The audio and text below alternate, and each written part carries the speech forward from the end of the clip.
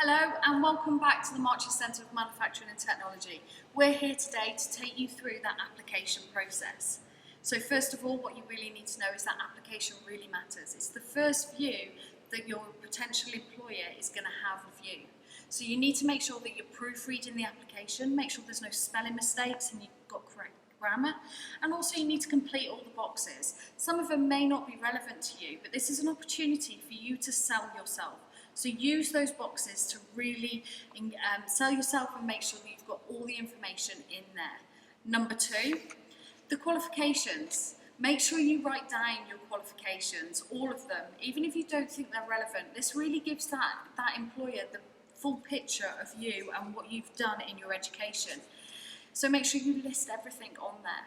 If it's not engineering related, then don't worry, we've got lots of online challenges, including STEM challenges and pre-apprenticeship week information that you can really build up that qualification sector. And in your application, make sure you back up those qualifications with the skills and the attributes that you've gained throughout your education. Number three, think outside of your qualifications. What groups are you a part of? What voluntary work you've done? Did you do Duke of Edinburgh? Are you a part of the Rangers, the Scouts, the Guild Guides? Did you join the Sea Cadets or the Air Cadets? Did you take part in our pre-apprenticeship week? If so, this is all really good information to back up that application.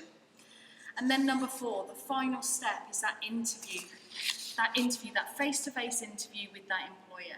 Make sure you prep for that interview, practice at home. If you have done things like Sea Cadets, Air Cadets, our pre-apprenticeship week, then make sure you build up that portfolio so you can write down your lessons learned along your journey.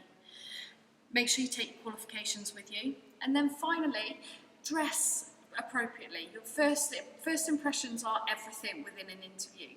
And when you're in that interview, don't forget to sell yourself. So again, that's all from me, but we have got all of the information online, so please access that information. Thank you.